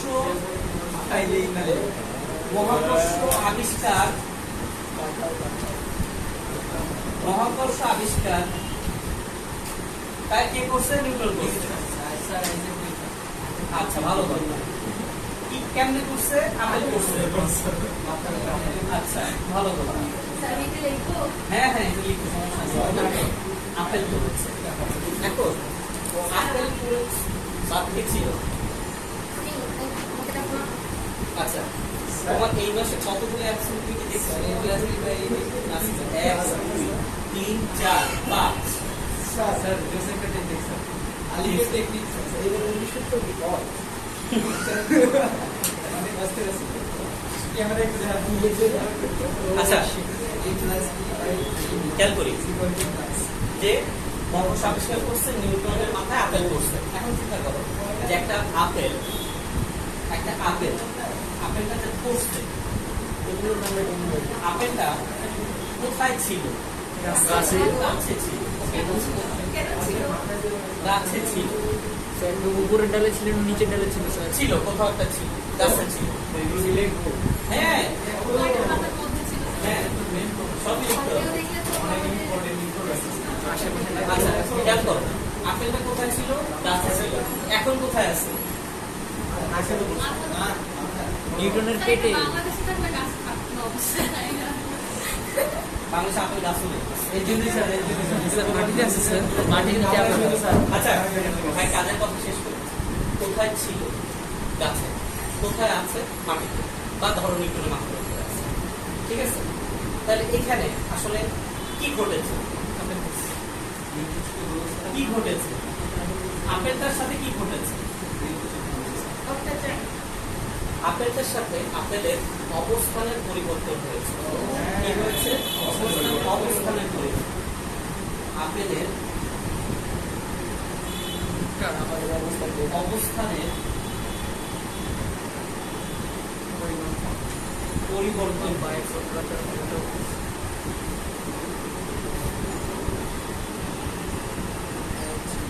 আপেলের অবস্থানের পরিবর্তন হয়েছে। এই যে পরিবর্তন হওয়া, এর যে বিদ্যা, পরিবর্তনের যে বিদ্যা, সেটাকে বলা হয় ক্যালকুলাস।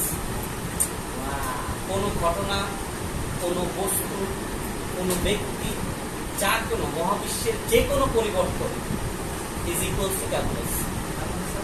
অর্থাৎ ক্যালকুলাসের বিদ্যা, অর্থাৎ ক্যালকুলাস ইজ ইকুয়াল টু পরিবর্তনের বিদ্যা। পরিবর্তনের বিদ্যা। ক্যালকুলাস ইজ ইকুয়াল টু পরিবর্তনের বিদ্যা। যা কিছু পরিবর্তন হবে সবই ক্যালকুলাস। তুমি এখন যে কোনো ফিজিক্সের যে কোনো টার্ম, কেমিস্ট্রির যে কোনো টার্ম তুমি ক্যালকুলাস দিয়ে একটা সার্টেন টাইম পরে তুমি ডিফাইন করতে পারবে। এখন এই পরিবর্তনটা নিয়ে একটু কথা আছে। পরিবর্তনের বিদ্যা, এই অপশনটা নিয়ে একটু কথা আছে। কেমন কথা? পরিবর্তনটা একটা স্পিড আছে না, কোথাও দ্রুত, কোথাও ধীরে, কোথাও অনেক আছে। পরিবর্তনের কি আছে? একটা স্পিড আছে, গতি আছে।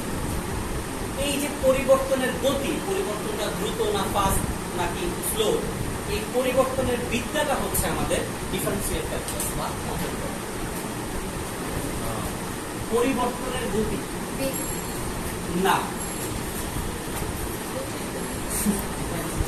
পরিবর্তনের গতি। তুমি দুপুরে ভাত খেয়েছো? সবাই সকালে খেয়েছো? কত তাড়াতাড়ি খেয়েছো? নর্মাল। এখন যদি খুব আস্তে, যদি খুব তাড়া থাকতো অনেক ফাস্ট খেতে না, আর যদি সামনে কার্টুন ছেড়ে রাখতো তাহলে অনেক সময় খেতে না। খাওয়াটাই কাজ, কিন্তু এই কাজটা আস্তে, কাজটা তুমি কত দ্রুত করতেছো, কত আস্তে করতেছো, এটা কি পরিবর্তন না? এই ধরনের পরিবর্তনের গতিটাকেই আমরা বলি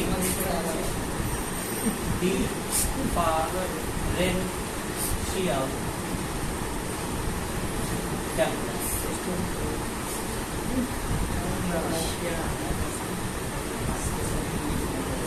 বাংলায় বলি আমরা এটাকে অন্তরীকরণ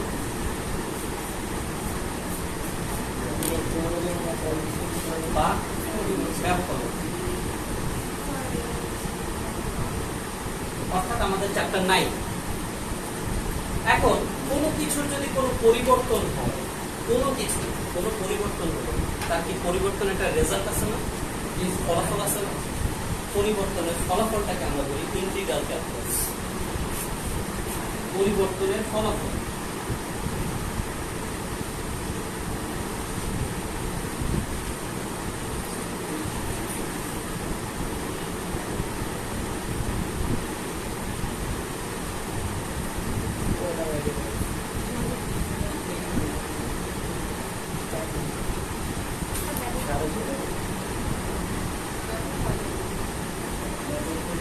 ইন্টিগ্রাল ক্যালকুলাস আরেকটা নাম হচ্ছে যৌগীকরণ,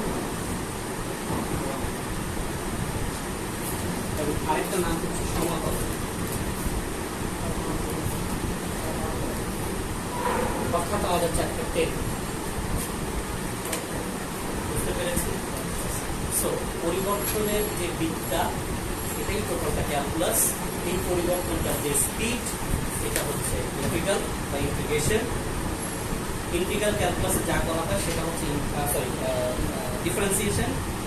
ডিফারেন্সিয়াল ক্যালকুলাসে যা করা হয় সেটা হচ্ছে differentiation. But differential calculus is a noun. And পরিবর্তনের ফলাফল ইন্টিগ্রাল ক্যালকুলাস, এখানে যা করা হয় সেটা হচ্ছে ইন্টিগ্রেশন। ঠিক আছে? এটা বলতে পারো সামেশন এর কাছাকাছি কিছু একটা। সামেশনে আমরা কি করেছি? যোগ করেছি। এখানেও যোগ করবো, কিন্তু কাকে যোগ করবো?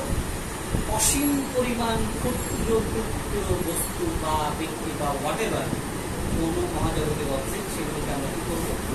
যোগ করবো। বুঝাতে পারছি? এটুকু লেখা হয়েছে। আরেকটা ছোট্ট জিনিস লেখা হয়েছে, আরেকটু শিখবে। 8টা হয়ে যাবে স্যার। আজকে থেকে আচ্ছা, আরেকটু জায়গায় শিক্ষা ছেড়ে দেবো, ঠিক আছে? আরেকটু ছেড়ে দেবো। আচ্ছা দেখো, আরে ভাই ক্যাম্পাস শেষ করতে পারবো না এই জীবন। আমার মাথা যা আছে এটা শেষ করতে মিনিমাম 7-8 বছর লাগবে। তো আগে শিখে স্যার আপনি কই বছরের মাথায় ঢুকেছেন স্যার?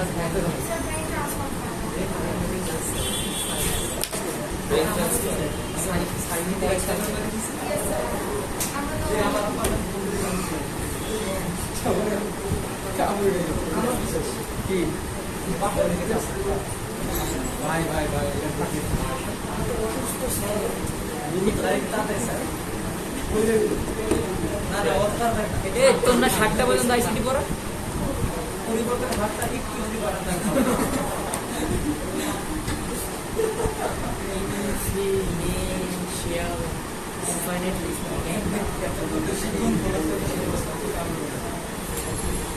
ওকে, এটা আবার নেক্সট ক্লাসে একটু পড়বো। জাস্ট একটা জিনিস বলছি যে ইনফাইনাইটলি স্মল অর্থাৎ অতি ক্ষুদ্র। এখন অতি ক্ষুদ্র জিনিসটা কি? অতি ক্ষুদ্র জিনিসটা হচ্ছে বোঝার জন্য এটা এতটাই ক্ষুদ্র, শূন্যের কাছাকাছি পরিমাণ ক্ষুদ্র, শূন্যের কাছাকাছি পরিমাণ ক্ষুদ্র। আমরা আমাদের ফিজিক্সের টার্মসগুলো পড়ে এসেছি যে আমরা যখনই তাৎক্ষণিক দ্রুতি, তাৎক্ষণিক বেগ, তাৎক্ষণিক ত্বরণ যা কিছু হিসাব করছি তখন কি হিসাব করছি? শূন্যের কাছাকাছি সময়ের ব্যবধানে, তাই না? কারণ শূন্যের কাছাকাছি সময়ের ব্যবধানে আমরা এই হিসাবটা করলে আমরা পিওর একটা ক্যালকুলেশন বা পিওর একটা মেজারমেন্ট পাই, রাইট? এখন প্রশ্ন হচ্ছে এই ইনফাইনাইটলি স্মল কথাটা কেন এবং কি কারণে আসছে ফিজিক্সের টার্মস থেকে আমি একটু ব্যাখ্যা করছি। সাপোজ ঢাকা থেকে সাপোজ আমার বাড়ি হচ্ছে পিরোজপুর, সো এর মধ্যে অলমোস্ট ডিসটেন্স প্রায় 300 কিলোমিটার, অলমোস্ট 300 কিলোমিটার। ক্যালকুলেটর নিয়ে কম বেশি, কারণ জানো তো যে নিশ্চয়ই যে দেখলে আমাদের পদ্মা পার হয়ে যেতে হবে, সো মোটামুটি ফেরিয়া ফেরি, হ্যাঁ 3টা ফেরি পার হতে হয়। সো 3টা ফেরি পার হতে যে আমাদের দেখা যায় যে বেশ অনেক সময় লাগে। যাত্রার পথে হয়তো এটা 6 ঘন্টা হতে পারে, বাট আমাদের অলমোস্ট 12 ঘন্টা সময় লাগে।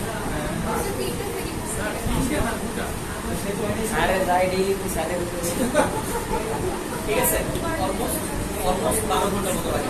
বুঝাই লজিক থেকে।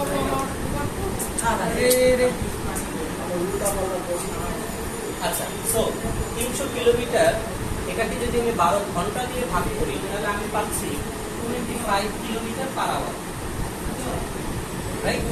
এটা তো আমার গড় বেগ, রাইট? এটা আমার কেমন বেগ? গড় বেগ। কারণ ওই যে বললাম ফেরি আছে 3টা, তার মানে কি ফেরিতে কি আমার গাড়ি চলে না? হ্যাঁ, আমার গাড়ির অবস্থানের পরিবর্তন হয় ঠিক আছে, কিন্তু আমার গাড়ি তো থেমে থাকে। বা আমার সড়কে যেরকম অবস্থানের পরিবর্তন হয়, পানিতে তো ঠিক এরকম অবস্থানের পরিবর্তন হয় না, রাইট? আবার যখন গাড়িটা স্টার্ট দিল তখন তো তার বেগ নিশ্চয়ই 25 কিলোমিটার পার আওয়ার না। গাড়িটি যখন শেষ করলো তার গতিবেগ তখন তো নিশ্চয়ই এরকম না। গাড়িটি যখন টায়ার পাংচার হলো তখন তো নিশ্চয়ই এরকম না, রাইট? তার মানে আমি যদি 25 কিলোমিটার পার আওয়ার দিয়ে যদি আমি মিটার পার সেকেন্ডে কনভার্ট করি, তার মানে আমাদের আসতেছে 6.94 ms ইনভার্স 1।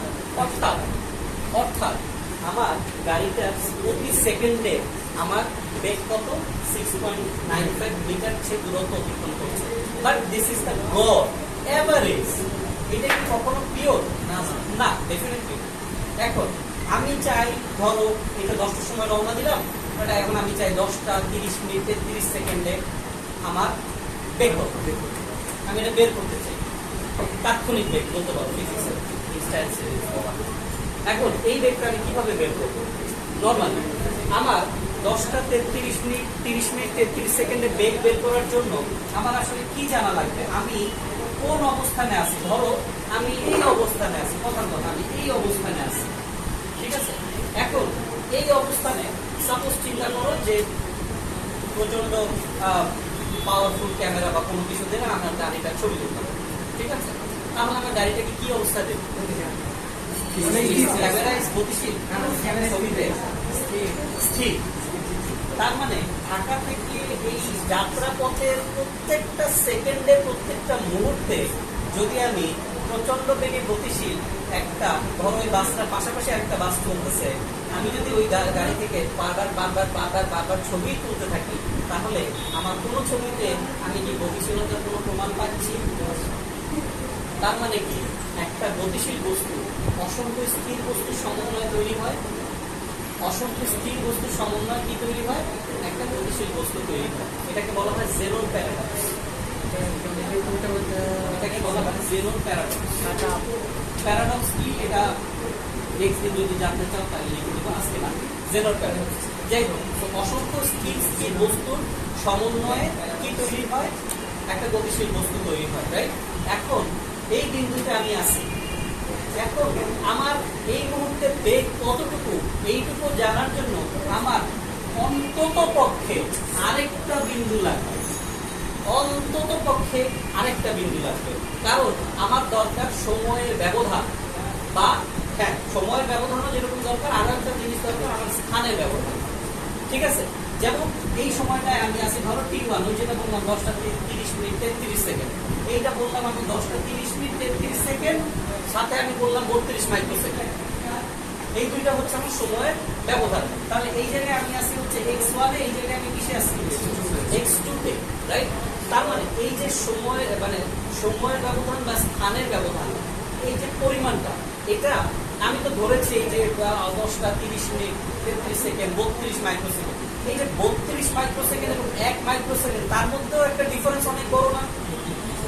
চিন্তা করি, এটা কিন্তু চোখের পলকের চেয়েও অনেক অনেক অনেক ফাস্টার, বাট এর মধ্যেও তো অনেক ক্যালকুলেশন আছে। 1 মাইক্রো সেকেন্ড, দেন আরো যদি বলি যে অ্যাংস্ট্রম কি জানি আছে, পিকোফেক্টর ভুলে গেছি আমি, সো এইগুলোও তো আছে, রাইট? 10⁻12 সেকেন্ড, এরকম ক্যালকুলেশন আছে না আমাদের? এটাও তো একটা হিসাব। সো আমি যদি আমার এক্স্যাক্টলি আমি কি চাই, আমার একটা নির্দিষ্ট মুহূর্তের বেগ চাই, একটা নির্দিষ্ট মুহূর্তের বেগ চাই, বাট ওই যে ছবি তুলে তো আমি দেখতে পাচ্ছি আমি স্থির। তাহলে নির্দিষ্ট মুহূর্তের বেগ বের করার জন্য আমার কি দরকার? সময়ের ব্যবধান আর স্থানের ব্যবধান দরকার না? কারণ বেগ ইজ ইকুয়ালস টু কি, মিটার ডিভাইডেড বাই সেকেন্ড, এই তো সময়ের ব্যবধান ডিভাইডেড বাই দূরত্বের ব্যবধান ডিভাইডেড বাই সময়ের ব্যবধান, তাই না? তো আমার কি দরকার? অত্যন্ত ক্ষুদ্র সময়ের পার্থক্য। অর্থাৎ কেমন সময়ের পার্থক্য? সময়ের পার্থক্যটা হবে শূন্যের কাছাকাছি। ডেল শব্দের অর্থ পরিবর্তন, কি শব্দের অর্থ? তাই তার মানে সময়ের পরিবর্তনটা হবে কার কাছাকাছি?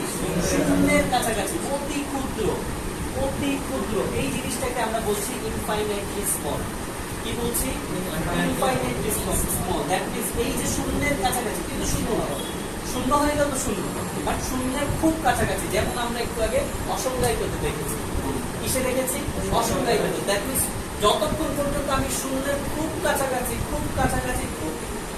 থাকতেছি, ততক্ষণ পর্যন্ত আমার সংজ্ঞায়িত, বাট যেই মুহূর্তে শূন্য সেই মুহূর্তে অসংজ্ঞায়িত, রাইট অর রং? তাহলে ওইটার সাথে এটা রিলেট করতে পারতেছি। এই জিনিসটাকে আমরা বলি, ফিজিক্সের ভাষায় বলি, ক্যালকুলাসের ভাষায় বলি টেন্স টু। এই যে এই অংশটুকুকে বলি টেন্স টু, আর এটা পুরোটাকে সহ আমরা বলি টেন্স টু 0। বুঝতে পারলাম? এটা নিয়ে নেক্সট ক্লাসে আরো পড়াশোনা করবো। আজকে এত পর্যন্তই রাখছি।